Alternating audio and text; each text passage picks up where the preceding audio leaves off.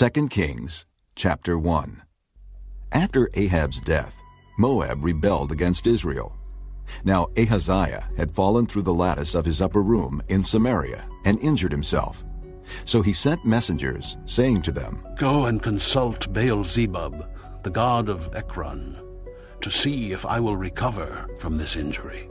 But the angel of the Lord said to Elijah the Tishbite, "Go up and meet the messengers of the king of Samaria and ask them, is it because there is no God in Israel that you are going off to consult Baal-zebub, the god of Ekron? Therefore this is what the Lord says, you will not leave the bed you are lying on, you will certainly die." So Elijah went. When the messengers returned to the king, he asked them, "Why have you come back?" "A man came to meet us," they replied. "and he said to us, 'Go back to the king who sent you and tell him, this is what the Lord says. Is it because there is no God in Israel that you are sending men to consult Baal-zebub, the god of Ekron? Therefore you will not leave the bed you are lying on.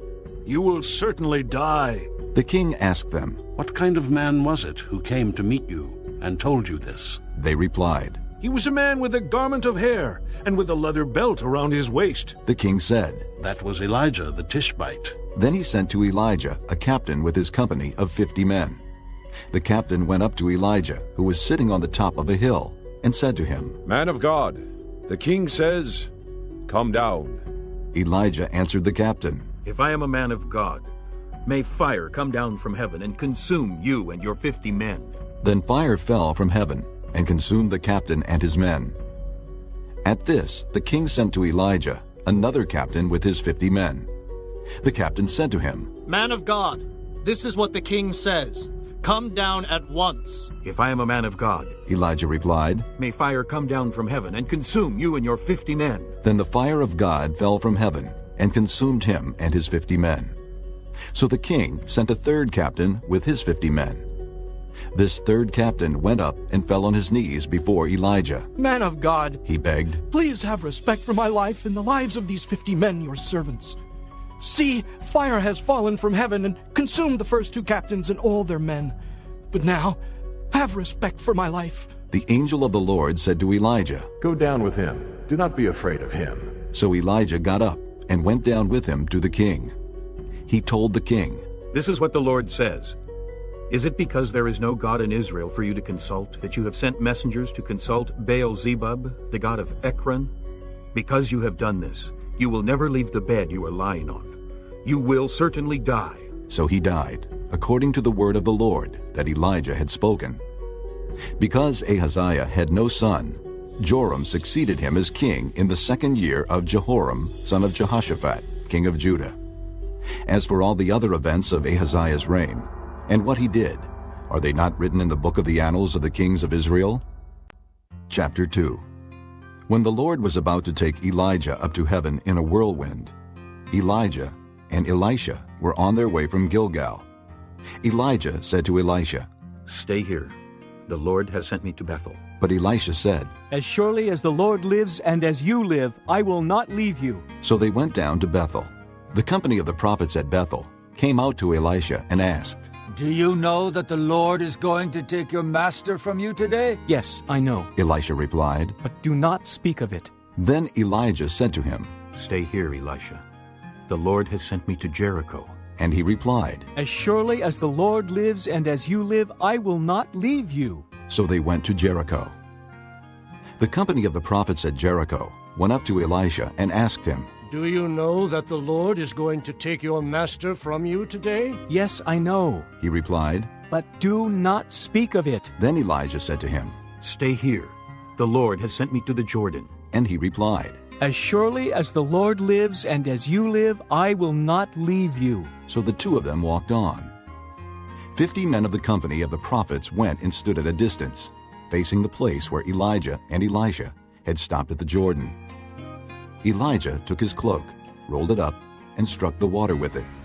The water divided to the right and to the left, and the 2 of them crossed over on dry ground. When they had crossed, Elijah said to Elisha, "Tell me, what can I do for you before I am taken from you?" "Let me inherit a double portion of your spirit." Elisha replied. "You have asked a difficult thing." Elijah said, "Yet if you see me when I am taken from you, it will be yours. Otherwise not. As they were walking along and talking together, suddenly a chariot of fire and horses of fire appeared and separated the two of them, and Elijah went up to heaven in a whirlwind. Elisha saw this and cried out, My father! My father! The chariots and horsemen of Israel! And Elisha saw him no more. Then he took hold of his own clothes and tore them apart. He picked up the cloak that had fallen from Elijah and went back and stood on the bank of the Jordan. Then he took the cloak that had fallen from him and struck the water with it. Where now is the Lord, the God of Elijah? He asked. When he struck the water, it divided to the right and to the left, and he crossed over. The company of the prophets from Jericho who were watching said, The spirit of Elijah is resting on Elisha. And they went to meet him and bowed to the ground before him. Look, they said, we, your servants, have 50 able men. Let them go and look for your master. Perhaps the Spirit of the Lord has picked him up and set him down on some mountain or in some valley. No, Elisha replied. Do not send them. But they persisted until he was too ashamed to refuse. So he said, Send them. And they sent 50 men, who searched for 3 days, but did not find him. When they returned to Elisha, who was staying in Jericho, he said to them, Didn't I tell you not to go? The men of the city said to Elisha, Look, our lord, this town is well situated, as you can see, but the water is bad and the land is unproductive. Bring me a new bowl, he said, and put salt in it. So they brought it to him. Then he went out to the spring and threw the salt into it, saying, This is what the Lord says, I have healed this water. Never again will it cause death or make the land unproductive.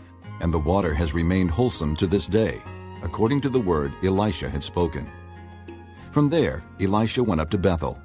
As he was walking along the road, some youths came out of the town and jeered at him. Go on up, you bald head, they said. Go on up, you bald head. He turned around, looked at them, and called down a curse on them in the name of the Lord. Then 2 bears came out of the woods and mauled 42 of the youths. And he went on to Mount Carmel, and from there returned to Samaria.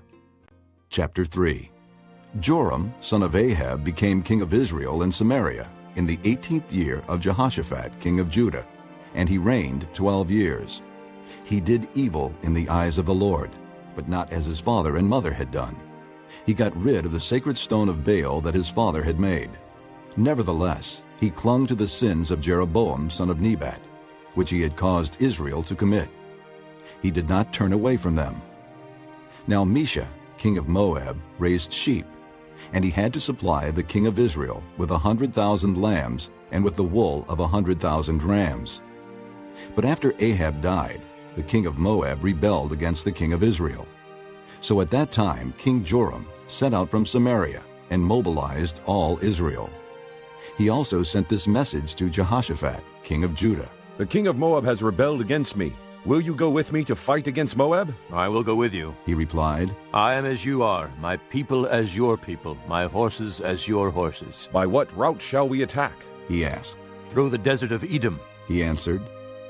So the king of Israel set out with the king of Judah and the king of Edom. After a roundabout march of 7 days, the army had no more water for themselves or for the animals with them. What? Exclaimed the king of Israel. Has the Lord called us 3 kings together only to hand us over to Moab? But Jehoshaphat asked, Is there no prophet of the Lord here, that we may inquire of the Lord through him? An officer of the king of Israel answered, Elisha, son of Shaphat, is here. He used to pour water on the hands of Elijah. Jehoshaphat said, The word of the Lord is with him. So the king of Israel and Jehoshaphat and the king of Edom went down to him. Elisha said to the king of Israel, What do we have to do with each other? Go to the prophets of your father and the prophets of your mother. No, the king of Israel answered, because it was the Lord who called us 3 kings together to hand us over to Moab. Elisha said, As surely as the Lord Almighty lives, whom I serve, if I did not have respect for the presence of Jehoshaphat, king of Judah, I would not look at you or even notice you. But now bring me a harpist. While the harpist was playing, the hand of the Lord came upon Elisha, and he said, This is what the Lord says. Make this valley full of ditches, for this is what the Lord says.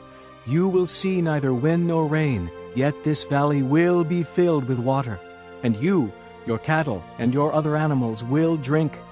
This is an easy thing in the eyes of the Lord. He will also hand Moab over to you. You will overthrow every fortified city and every major town. You will cut down every good tree, stop up all the springs, and ruin every good field with stones." The next morning, about the time for offering the sacrifice, there it was, water flowing from the direction of Edom, and the land was filled with water. Now all the Moabites had heard that the kings had come to fight against them. So every man, young and old, who could bear arms was called up and stationed on the border. When they got up early in the morning, the sun was shining on the water. To the Moabites across the way, the water looked red, like blood. "That's blood," they said. "Those kings must have fought and slaughtered each other. Now to the plunder, Moab!" But when the Moabites came to the camp of Israel, the Israelites rose up and fought them until they fled. And the Israelites invaded the land and slaughtered the Moabites. They destroyed the towns, and each man threw a stone on every good field until it was covered. They stopped up all the springs and cut down every good tree. Only Kir Hareseth was left with its stones in place. But men armed with slings surrounded it and attacked it as well.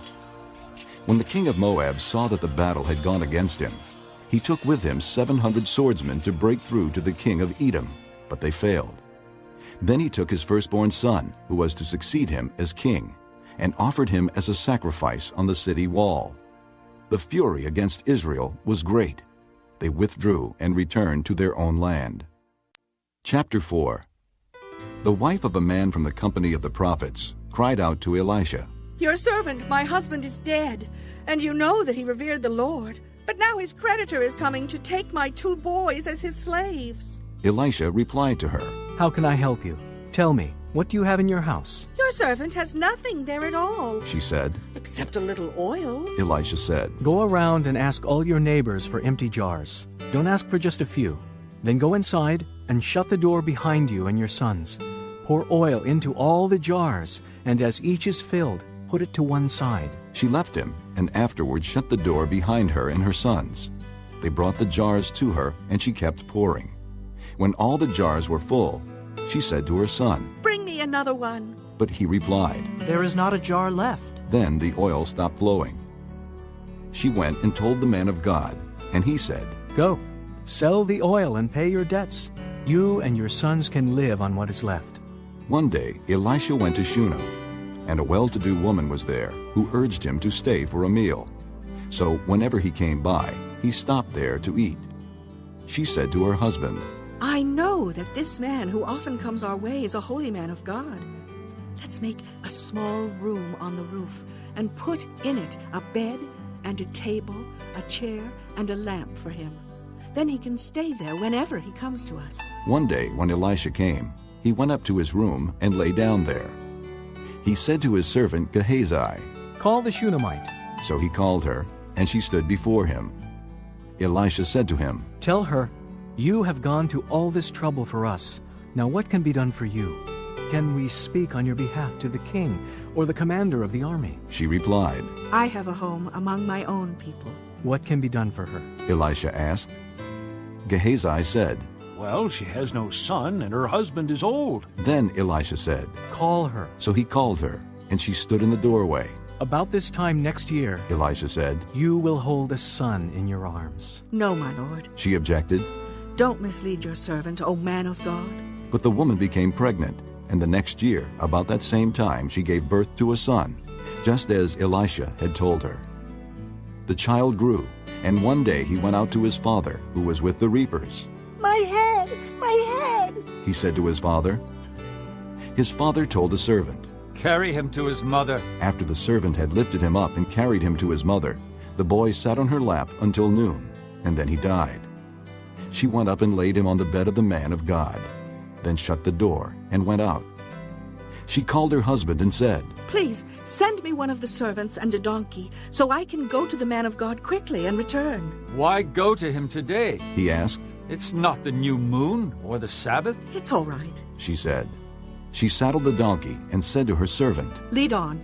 Don't slow down for me unless I tell you." So she set out and came to the man of God at Mount Carmel. When he saw her in the distance, the man of God said to his servant Gehazi, "Look, there's the Shunammite." Run to meet her and ask her, "Are you all right? Is your husband all right? Is your child all right?" Everything is all right, she said. When she reached the man of God at the mountain, she took hold of his feet. Gehazi came over to push her away, but the man of God said, "Leave her alone. She is in bitter distress, but the Lord has hidden it from me and has not told me why." Did I ask you for a son, my lord? She said. Didn't I tell you, don't raise my hopes? Elisha said to Gehazi, "Tuck your cloak into your belt. Take my staff in your hand and run. If you meet anyone, do not greet him, and if anyone greets you, do not answer. Lay my staff on the boy's face." But the child's mother said, "As surely as the Lord lives, and as you live, I will not leave you." So he got up and followed her. Gehazi went on ahead and laid the staff on the boy's face, but there was no sound or response.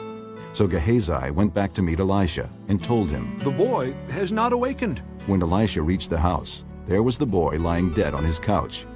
He went in, shut the door on the two of them, and prayed to the Lord. Then he got on the bed and lay upon the boy, mouth to mouth, eyes to eyes, hands to hands. As he stretched himself out upon him, the boy's body grew warm. Elisha turned away and walked back and forth in the room, and then got on the bed and stretched out upon him once more. The boy sneezed 7 times and opened his eyes. Elisha summoned Gehazi and said, "Call the Shunammite."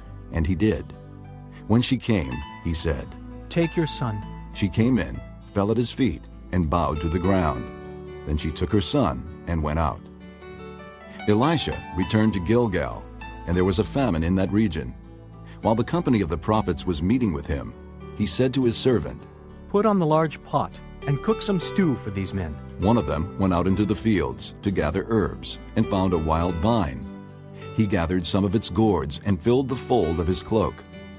When he returned, he cut them up into the pot of stew, though no one knew what they were. The stew was poured out for the men, but as they began to eat it, they cried out, "O man of God, there is death in the pot!" and they could not eat it. Elisha said, "Get some flour." He put it into the pot and said, "Serve it to the people to eat." And there was nothing harmful in the pot. A man came from Baal-Shalisha, bringing the man of God 20 loaves of barley bread baked from the first ripe grain, along with some heads of new grain. "Give it to the people to eat," Elisha said. "How can I set this before 100 men?" his servant asked. But Elisha answered, "Give it to the people to eat, for this is what the Lord says, they will eat and have some left over." Then he set it before them, and they ate and had some left over, according to the word of the Lord. Chapter 5. Now Naaman was commander of the army of the king of Aram. He was a great man in the sight of his master, and highly regarded, because through him the Lord had given victory to Aram. He was a valiant soldier, but he had leprosy. Now bands from Aram had gone out and had taken captive a young girl from Israel, and she served Naaman's wife. She said to her mistress, "If only my master would see the prophet who is in Samaria, he would cure him of his leprosy." Naaman went to his master and told him what the girl from Israel had said. "By all means, go," the king of Aram replied. "I will send a letter to the king of Israel." So Naaman left, taking with him 10 talents of silver, 6,000 shekels of gold, and 10 sets of clothing. The letter that he took to the king of Israel read, "With this letter I am sending my servant Naaman to you, so that you may cure him of his leprosy." As soon as the king of Israel read the letter, he tore his robes and said, "Am I God? Can I kill and bring back to life? Why does this fellow send someone to me to be cured of his leprosy? See how he was trying to pick a quarrel with me?" When Elijah the man of God heard that the king of Israel had torn his robes, he sent him this message, "Why have you torn your robes? Have the man come to me, and he will know that there is a prophet in Israel." So Naaman went with his horses and chariots and stopped at the door of Elisha's house. Elisha sent a messenger to say to him, "Go, wash yourself 7 times in the Jordan, and your flesh will be restored, and you will be cleansed." But Naaman went away angry and said, "I thought that he would surely come out to me and stand and call on the name of the Lord his God, wave his hand over the spot, and cure me of my leprosy. Are not Abana and Pharpar, the rivers of Damascus, better than any of the waters of Israel? Couldn't I wash in them and be cleansed?" So he turned and went off in a rage. Naaman's servants went to him and said, "My father, if the prophet had told you to do some great thing, would you not have done it? How much more then when he tells you, 'Wash and be cleansed'?" So he went down and dipped himself in the Jordan 7 times, as the man of God had told him, and his flesh was restored and became clean like that of a young boy. Then Naaman and all his attendants went back to the man of God. He stood before him and said, "Now I know that there is no God in all the world except in Israel. Please, accept now a gift from your servant." The prophet answered, "As surely as the Lord lives, whom I serve, I will not accept a thing." And even though Naaman urged him, he refused. "If you will not," said Naaman, "please let me, your servant, be given as much earth as a pair of mules can carry. For your servant will never again make burnt offerings and sacrifices to any other god but the Lord. But may the Lord forgive your servant for this one thing. When my master enters the temple of Rimmon to bow down, and he is leaning on my arm, and I bow there also, when I bow down in the temple of Rimmon, may the Lord forgive your servant for this." "Go in peace," Elijah said. After Naaman had traveled some distance, Gehazi, the servant of Elisha, the man of God, said to himself, "My master was too easy on Naaman, this Aramean, by not accepting from him what he brought. As surely as the Lord lives, I will run after him and get something from him." So Gehazi hurried after Naaman. When Naaman saw him running toward him, he got down from the chariot to meet him. "Is everything all right?" he asked. "Everything is all right," Gehazi answered. "My master sent me to say, 2 young men from the company of the prophets have just come to me from the hill country of Ephraim. Please give them a talent of silver and 2 sets of clothing." "By all means, take 2 talents, said Naaman. He urged Gehazi to accept them, and then tied up the 2 talents of silver in 2 bags with 2 sets of clothing. He gave them to 2 of his servants, and they carried them ahead of Gehazi. When Gehazi came to the hill, he took the things from the servants and put them away in the house. He sent the men away, and they left. Then he went in and stood before his master Elijah. "Where have you been, Gehazi?" Elijah asked. "Your servant didn't go anywhere," Gehazi answered. But Elijah said to him, "Was not my spirit with you when the man got down from his chariot to meet you? Is this the time to take money, or to accept clothes, olive groves, vineyards, flocks, herds, or men servants and maid servants? Naaman's leprosy will cling to you and to your descendants forever." Then Gehazi went from Elijah's presence, and he was leprous, as white as snow. Chapter 6. The company of the prophets said to Elisha, "Look, the place where we meet with you is too small for us. Let us go to the Jordan, where each of us can get a pole, and let us build a place there for us to live." And he said, "Go." Then one of them said, "Won't you please come with your servants?" "I will," Elisha replied, and he went with them. They went to the Jordan and began to cut down trees. As one of them was cutting down a tree, the iron axe head fell into the water. "Oh, my Lord!" he cried out. "It was borrowed." The man of God asked, "Where did it fall?" When he showed him the place, Elisha cut a stick and threw it there, and made the iron float. "Lift it out," he said. Then the man reached out his hand and took it.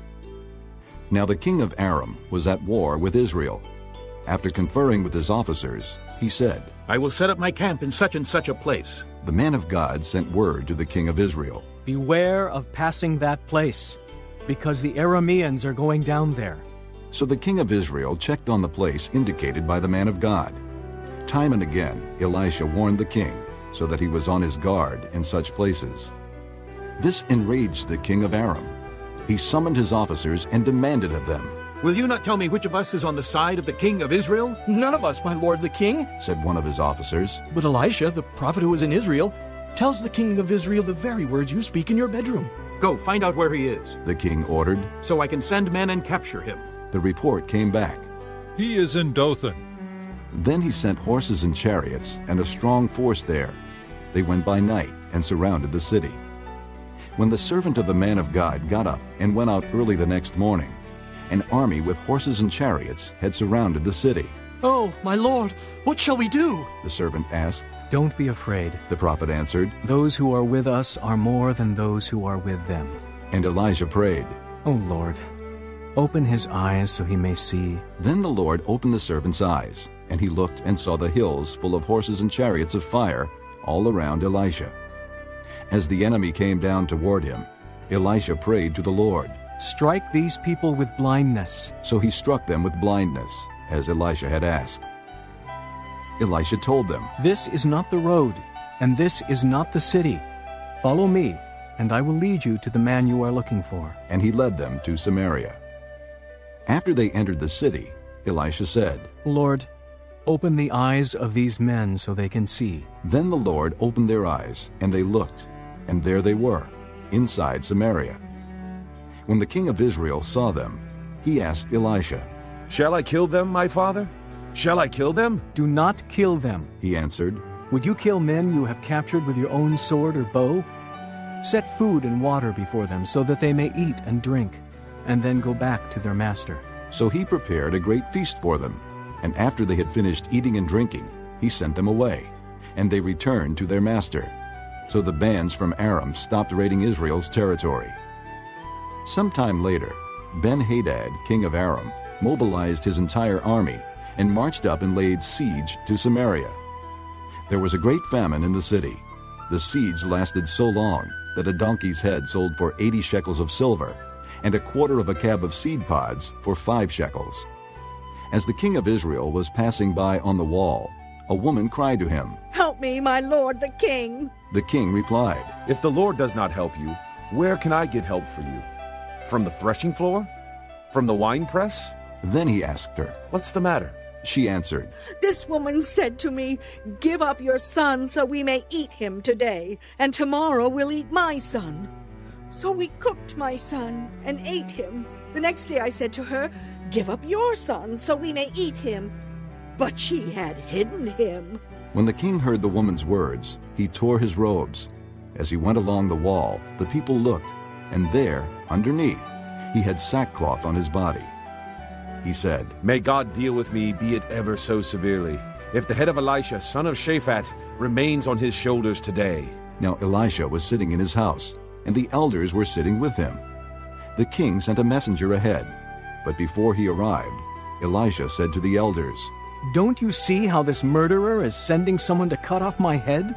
Look, when the messenger comes, shut the door and hold it shut against him. Is not the sound of his master's footsteps behind him? While he was still talking to them, the messenger came down to him. And the king said, This disaster is from the Lord. Why should I wait for the Lord any longer? Chapter 7. Elisha said, Hear the word of the Lord.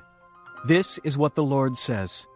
About this time tomorrow, a seah of flour will sell for a shekel, and 2 seahs of barley for a shekel at the gate of Samaria. The officer on whose arm the king was leaning said to the man of God, Look, even if the Lord should open the floodgates of the heavens, could this happen? You will see it with your own eyes, answered Elisha, but you will not eat any of it. Now there were 4 men with leprosy at the entrance of the city gate. They said to each other, Why stay here until we die? If we say, We'll go into the city, the famine is there, and we will die. And if we stay here, we will die. So let's go over to the camp of the Arameans and surrender. If they spare us, we live. If they kill us, then we die. At dusk they got up and went to the camp of the Arameans. When they reached the edge of the camp, not a man was there, for the Lord had caused the Arameans to hear the sound of chariots and horses and a great army, so that they said to one another, Look, the king of Israel has hired the Hittite and Egyptian kings to attack us. So they got up and fled in the dusk and abandoned their tents and their horses and donkeys. They left the camp as it was and ran for their lives. The men who had leprosy reached the edge of the camp and entered one of the tents. They ate and drank and carried away silver, gold, and clothes and went off and hid them. They returned and entered another tent and took some things from it and hid them also. Then they said to each other, We're not doing right. This is a day of good news, and we are keeping it to ourselves. If we wait until daylight, punishment will overtake us. Let's go at once and report this to the royal palace. So they went and called out to the city gatekeepers and told them, We went into the Aramean camp, and not a man was there, not a sound of anyone, only tethered horses and donkeys, and the tents left just as they were. The gatekeepers shouted the news, and it was reported within the palace. The king got up in the night and said to his officers, I will tell you what the Arameans have done to us. They know we are starving, so they have left the camp to hide in the countryside, thinking they will surely come out, and then we will take them alive and get into the city. One of his officers answered, Have some men take 5 of the horses that are left in the city. Their plight will be like that of all the Israelites left here. Yes, they will only be like all these Israelites who are doomed.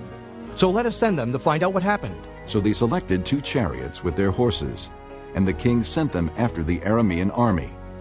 He commanded the drivers, Go and find out what has happened. They followed them as far as the Jordan, and they found the whole road strewn with the clothing and equipment the Arameans had thrown away in their headlong flight. So the messengers returned and reported to the king. Then the people went out and plundered the camp of the Arameans. So a seah of flour sold for a shekel, and 2 seahs of barley sold for a shekel, as the Lord had said. Now the king had put the officer on whose arm he leaned in charge of the gate, and the people trampled him in the gateway, and he died, just as the man of God had foretold when the king came down to his house. It happened as the man of God had said to the king. About this time tomorrow, a seah of flour will sell for a shekel, and 2 seahs of barley for a shekel at the gate of Samaria. The officer had said to the man of God, Look, even if the Lord should open the floodgates of the heavens, could this happen? The man of God had replied, You will see it with your own eyes, but you will not eat any of it.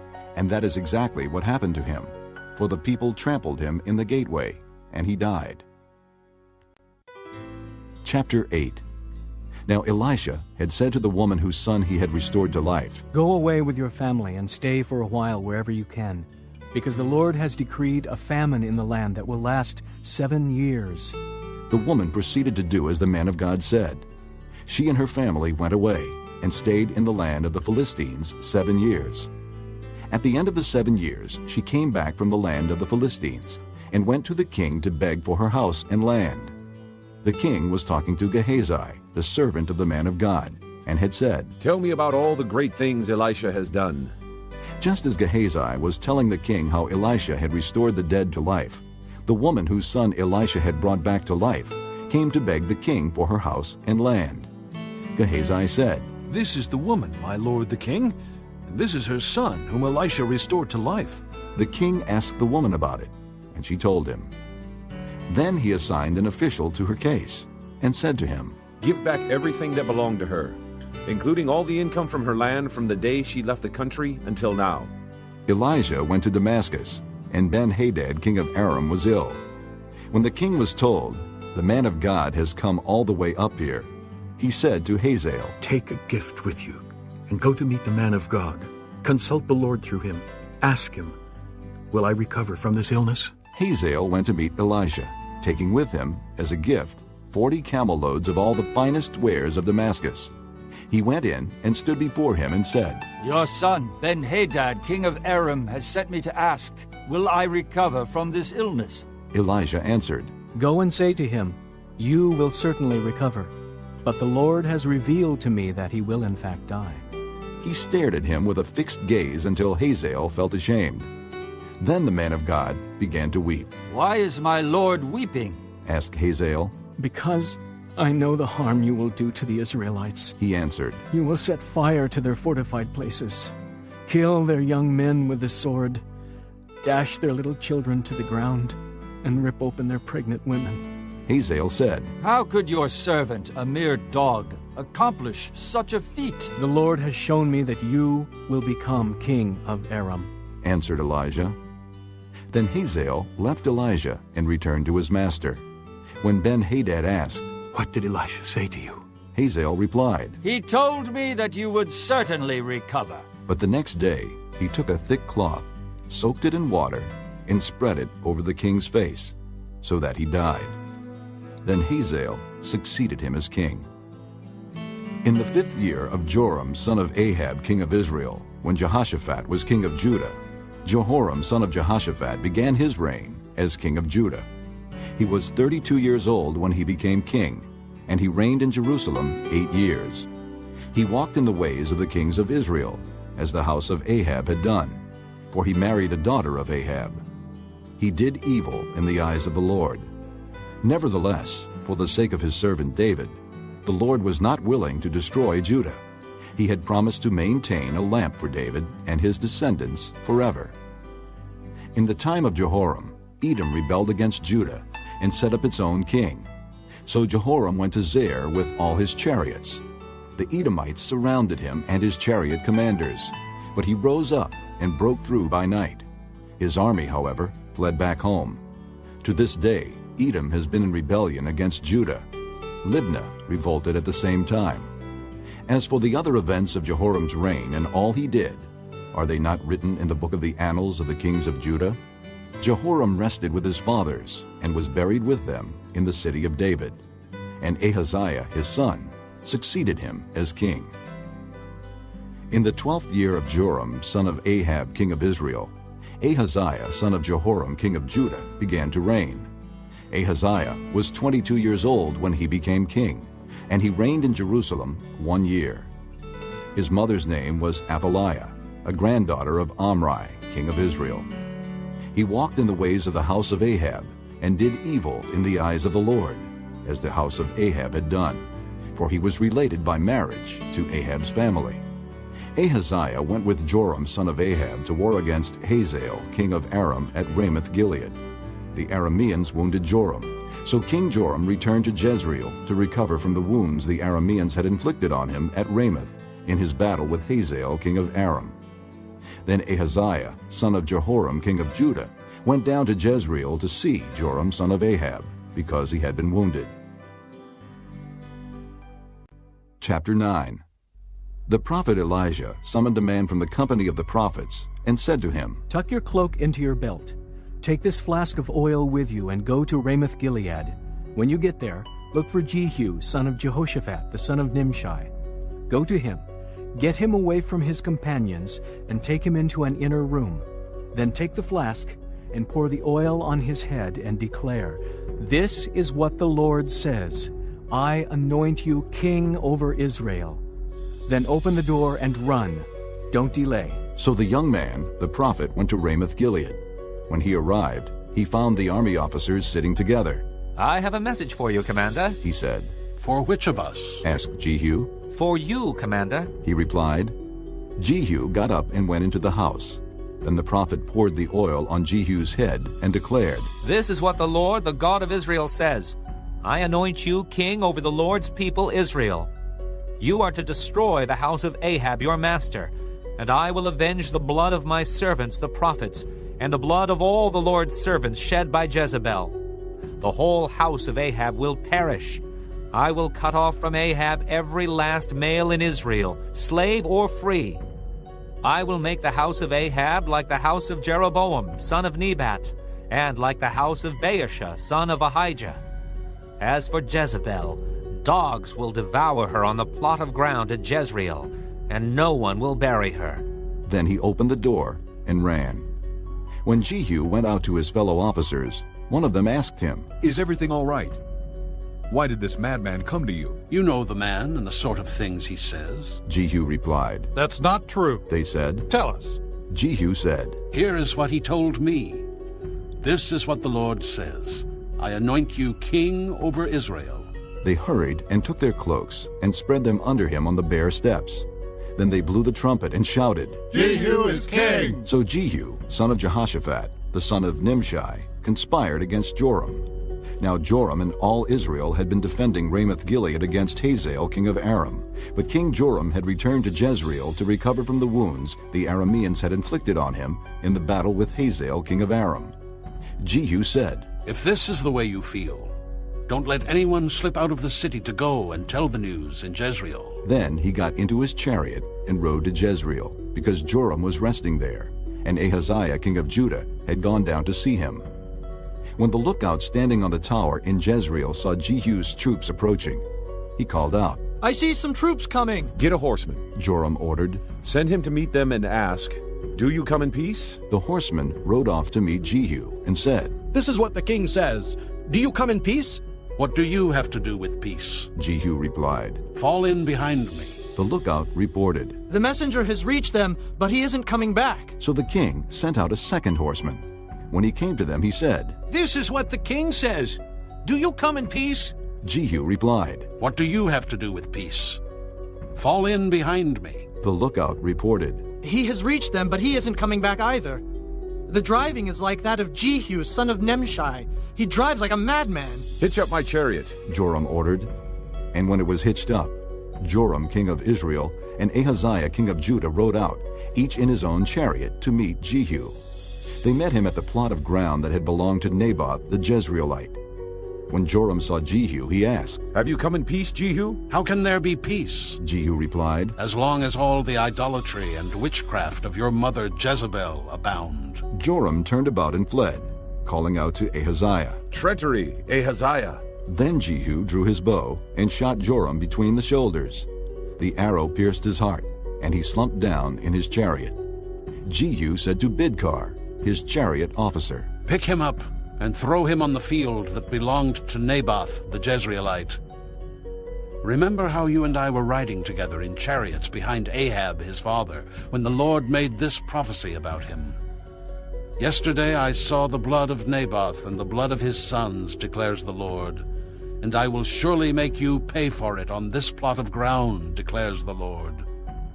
Now then, pick him up and throw him on that plot, in accordance with the word of the Lord.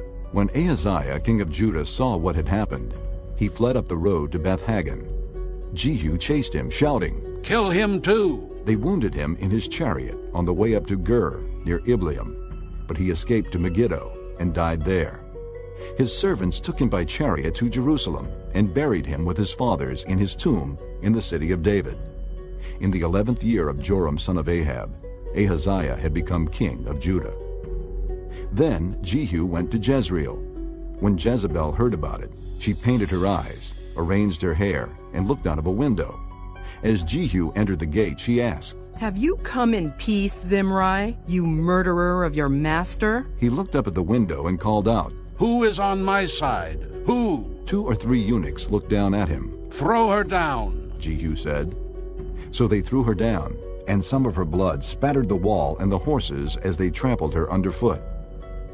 Jehu went in and ate and drank. Take care of that cursed woman, he said, and bury her, for she was a king's daughter. But when they went out to bury her, they found nothing except her skull, her feet, and her hands.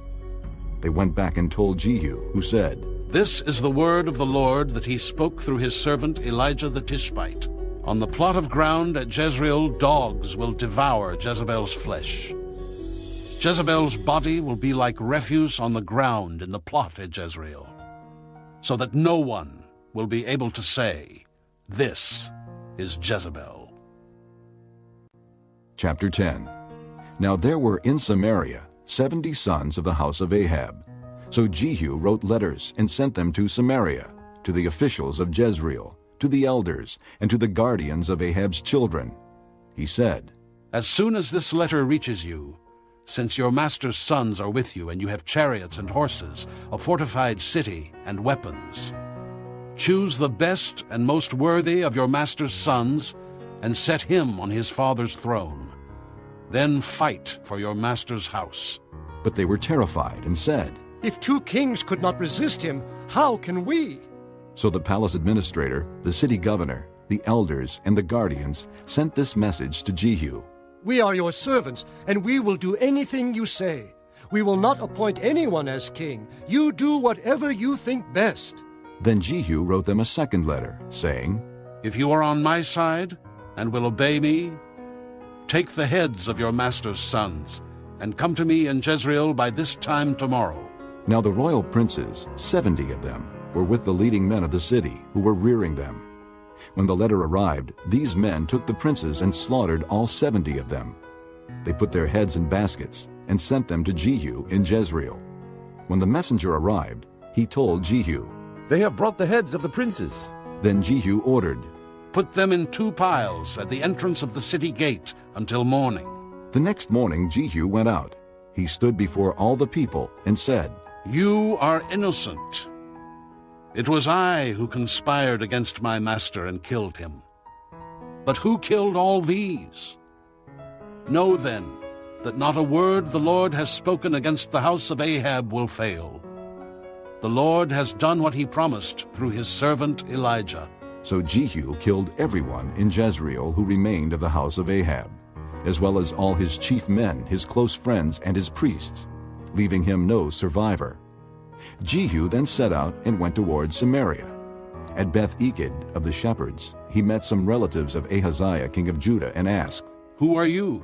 They said, "We are relatives of Ahaziah, and we have come down to greet the families of the king and of the queen mother." "Take them alive," he ordered. So they took them alive and slaughtered them by the well of Beth-Eked, 42 men. He left no survivor. After he left there, he came upon Jehonadab, son of Rechab, who was on his way to meet him. Jehu greeted him and said, "Are you in accord with me, as I am with you?" "I am," Jehonadab answered. "If so," said Jehu, "give me your hand." So he did, and Jehu helped him up into the chariot. Jehu said, "Come with me and see my zeal for the Lord." Then he had him ride along in his chariot. When Jehu came to Samaria, he killed all who were left there of Ahab's family. He destroyed them, according to the word of the Lord spoken to Elijah. Then Jehu brought all the people together and said to them, "Ahab served Baal a little. Jehu will serve him much. Now summon all the prophets of Baal, all his ministers and all his priests. See that no one is missing, because I am going to hold a great sacrifice for Baal. Anyone who fails to come will no longer live." But Jehu was acting deceptively in order to destroy the ministers of Baal. Jehu said, "Call an assembly in honor of Baal." So they proclaimed it. Then he sent word throughout Israel, and all the ministers of Baal came. Not one stayed away. They crowded into the temple of Baal until it was full from one end to the other. And Jehu said to the keeper of the wardrobe, "Bring robes for all the ministers of Baal." So he brought out robes for them. Then Jehu and Jehonadab, son of Rechab, went into the temple of Baal. Jehu said to the ministers of Baal, "Look around and see that no servants of the Lord are here with you, only ministers of Baal." So they went in to make sacrifices and burnt offerings. Now Jehu had posted 80 men outside with this warning, "If one of you lets any of the men I am placing in your hands escape, it will be your life for his life." As soon as Jehu had finished making the burnt offering, he ordered the guards and officers, "Go in and kill them. Let no one escape." So they cut them down with the sword. The guards and officers threw the bodies out and then entered the inner shrine of the temple of Baal. They brought the sacred stone out of the temple of Baal and burned it. They demolished the sacred stone of Baal and tore down the temple of Baal, and people have used it for a latrine to this day. So Jehu destroyed Baal worship in Israel. However, he did not turn away from the sins of Jeroboam son of Nebat, which he had caused Israel to commit, the worship of the golden calves at Bethel and Dan. The Lord said to Jehu, "Because you have done well in accomplishing what is right in my eyes, and have done to the house of Ahab all I had in mind to do, your descendants will sit on the throne of Israel to the 4th generation." Yet Jehu was not careful to keep the law of the Lord, the God of Israel, with all his heart. He did not turn away from the sins of Jeroboam, which he had caused Israel to commit. In those days, the Lord began to reduce the size of Israel. Hazael overpowered the Israelites throughout their territory east of the Jordan in all the land of Gilead, the region of Gad, Reuben, and Manasseh, from Aroer by the Arnon Gorge through Gilead to Bashan. As for the other events of Jehu's reign, all he did, and all his achievements, are they not written in the book of the annals of the kings of Israel? Jehu rested with his fathers and was buried in Samaria, and Jehoahaz, his son, succeeded him as king. The time that Jehu reigned over Israel in Samaria was 28 years. Chapter 11.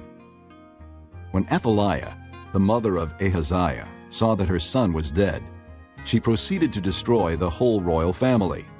But Jehosheba, the daughter of King Jehoram and sister of Ahaziah, took Joash, son of Ahaziah, and stole him away from among the royal princes, who were about to be murdered. She put him and his nurse in a bedroom to hide him from Athaliah, so he was not killed. He remained hidden with his nurse at the temple of the Lord for 6 years, while Athaliah ruled the land. In the 7th year, Jehoiada sent for the commanders of units of 100, the Kerites and the guards, and had them brought to him at the temple of the Lord. He made a covenant with them, and put them under oath at the temple of the Lord. Then he showed them the king's son. He commanded them, saying, "This is what you are to do. You who are in the 3 companies that are going on duty on the Sabbath, a third of you guarding the royal palace, a third at the Sur gate, and a third at the gate behind the guard, who take turns guarding the temple, and you who are in the other 2 companies that normally go off Sabbath duty, are all to guard the temple for the king. Station yourselves around the king, each man with his weapon in his hand. Anyone who approaches your ranks must be put to death. Stay close to the king wherever he goes." The commanders of units of 100 did just as Jehoiada the priest ordered. Each one took his men, those who were going on duty on the Sabbath and those who were going off duty, and came to Jehoiada the priest. Then he gave the commanders the spears and shields that had belonged to King David and that were in the temple of the Lord. The guards, each with his weapon in his hand, stationed themselves around the king, near the altar and the temple, from the south side to the north side of the temple. Jehoiada brought out the king's son and put the crown on him. He presented him with a copy of the covenant and proclaimed him king. They anointed him, and the people clapped their hands and shouted, "Long live the king!" When Athaliah heard the noise made by the guards and the people, she went to the people at the temple of the Lord. She looked, and there was the king, standing by the pillar, as the custom was. The officers and the trumpeters were beside the king, and all the people of the land were rejoicing and blowing trumpets. Then Athaliah tore her robes and called out, "Treason! Treason!" Jehoiada the priest ordered the commanders of units of 100, who were in charge of the troops, "Bring her out between the ranks, and put to the sword anyone who follows her." For the priest had said, "She must not be put to death in the temple of the Lord." So they seized her as she reached the place where the horses enter the palace grounds, and there she was put to death. Jehoiada then made a covenant between the Lord and the king and people, that they would be the Lord's people. He also made a covenant between the king and the people. All the people of the land went to the temple of Baal and tore it down. They smashed the altars and idols to pieces and killed Mattan, the priest of Baal, in front of the altars. Then Jehoiada, the priest, posted guards at the temple of the Lord.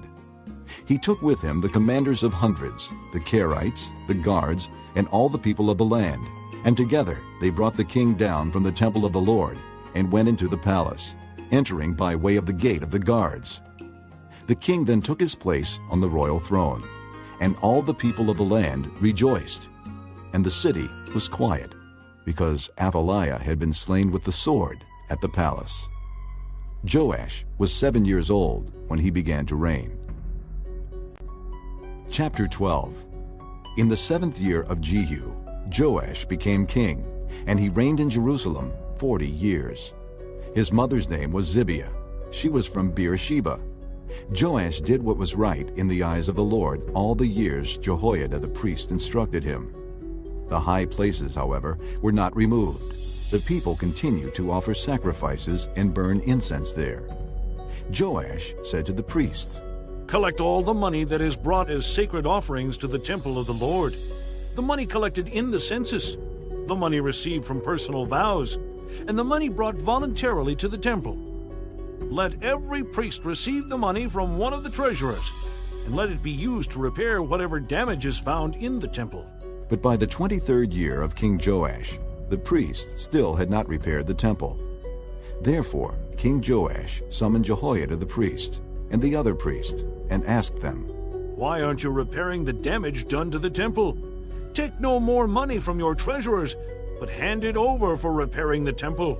The priests agreed that they would not collect any more money from the people and that they would not repair the temple themselves. Jehoiada the priest took a chest and bored a hole in its lid. He placed it beside the altar, on the right side as one enters the temple of the Lord. The priests who guarded the entrance put into the chest all the money that was brought to the temple of the Lord. Whenever they saw that there was a large amount of money in the chest, the royal secretary and the high priest came, counted the money that had been brought into the temple of the Lord, and put it into bags. When the amount had been determined, they gave the money to the men appointed to supervise the work on the temple. With it, they paid those who worked on the temple of the Lord, the carpenters and builders, the masons and stonecutters. They purchased timber and dressed stone for the repair of the temple of the Lord, and met all the other expenses of restoring the temple. The money brought into the temple was not spent for making silver basins, wick trimmers, sprinkling bowls, trumpets, or any other articles of gold or silver for the temple of the Lord. It was paid to the workmen, who used it to repair the temple.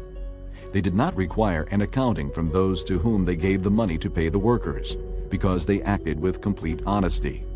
The money from the guilt offerings and sin offerings was not brought into the temple of the Lord. It belonged to the priests. About this time, Hazael, king of Aram, went up and attacked Gath and captured it. Then he turned to attack Jerusalem. But Joash, king of Judah, took all the sacred objects dedicated by his fathers, Jehoshaphat, Jehoram, and Ahaziah, the kings of Judah, and the gifts he himself had dedicated, and all the gold found in the treasuries of the temple of the Lord and of the royal palace, and he sent them to Hazael, king of Aram, who then withdrew from Jerusalem.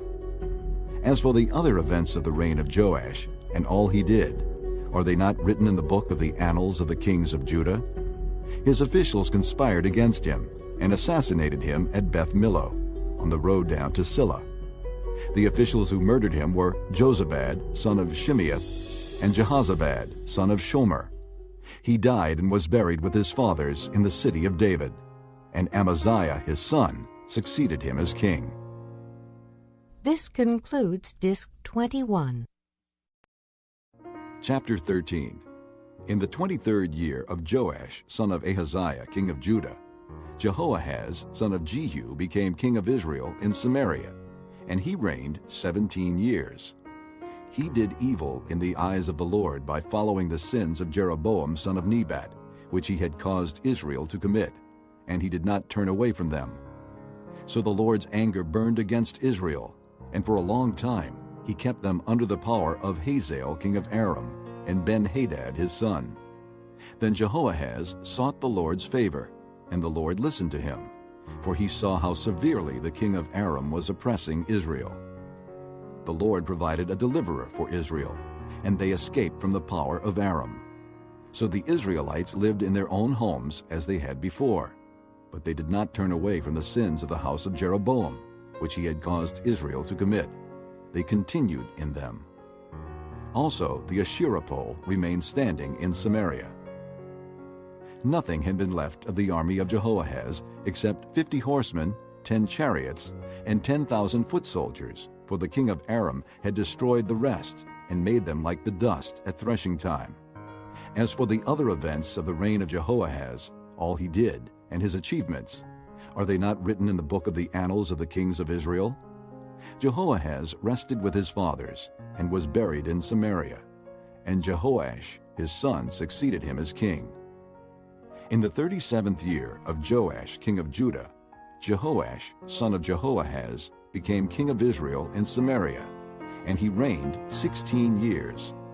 He did evil in the eyes of the Lord, and did not turn away from any of the sins of Jeroboam son of Nebat, which he had caused Israel to commit.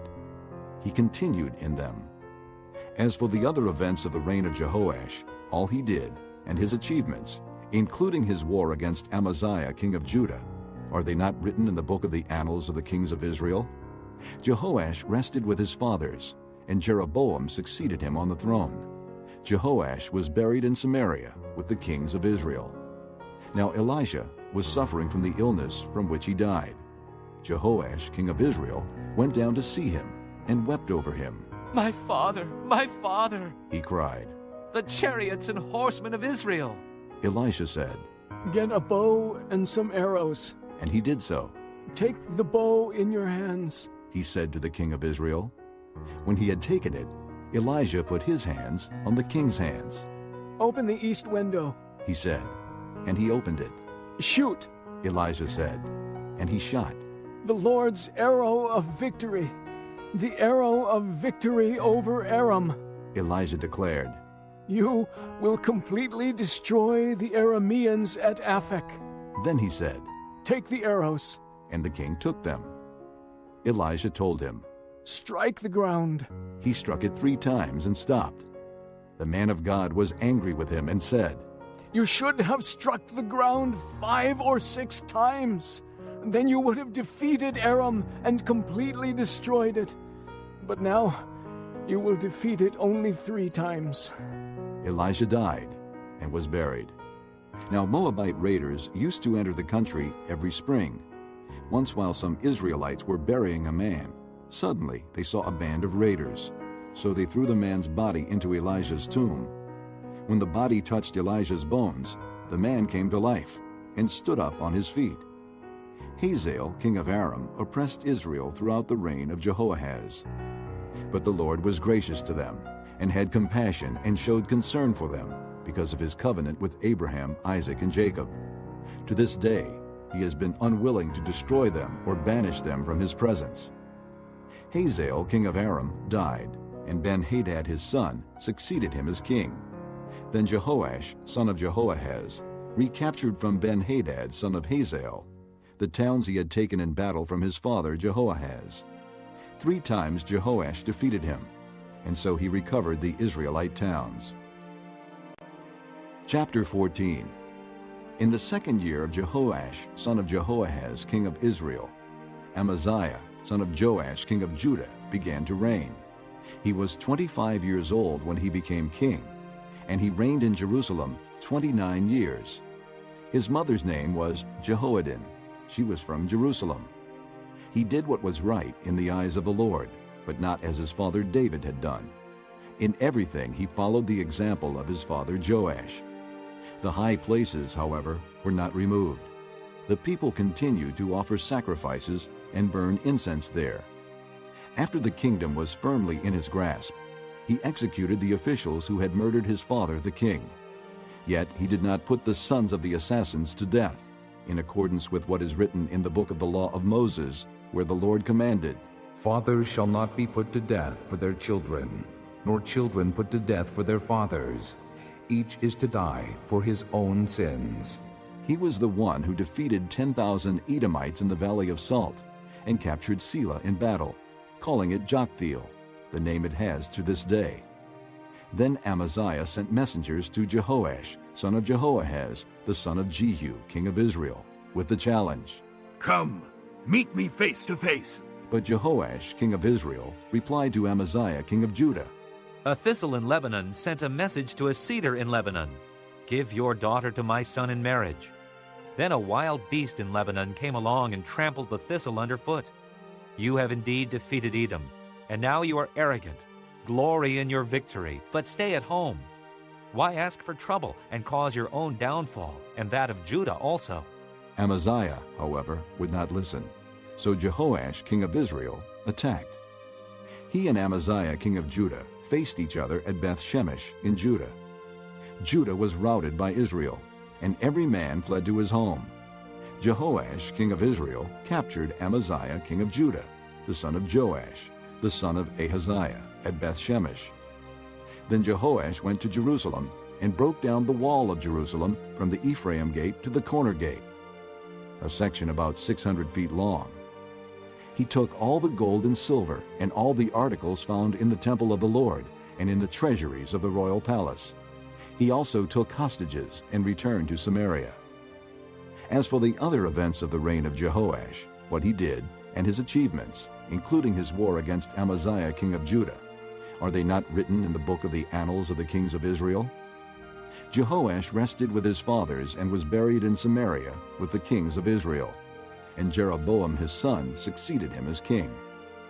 Amaziah, son of Joash, king of Judah, lived for 15 years after the death of Jehoash, son of Jehoahaz, king of Israel. As for the other events of Amaziah's reign, are they not written in the book of the annals of the kings of Judah? Chapter 15. In the 27th year of Jeroboam king of Israel, Azariah son of Amaziah king of Judah began to reign. He was 16 years old when he became king, and he reigned in Jerusalem 52 years. His mother's name was Jechaliah. She was from Jerusalem. He did what was right in the eyes of the Lord, just as his father Amaziah had done. The high places, however, were not removed. The people continued to offer sacrifices and burn incense there. The Lord afflicted the king with leprosy until the day he died, and he lived in a separate house. Jotham, the king's son, had charge of the palace and governed the people of the land. As for the other events of Azariah's reign and all he did, are they not written in the book of the annals of the kings of Judah?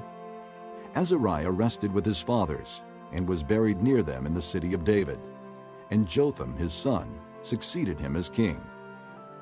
In the 38th year of Azariah king of Judah, Zechariah son of Jeroboam became king of Israel in Samaria, and he reigned 6 months.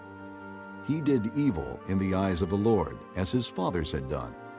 He did not turn away from the sins of Jeroboam son of Nebat, which he had caused Israel to commit.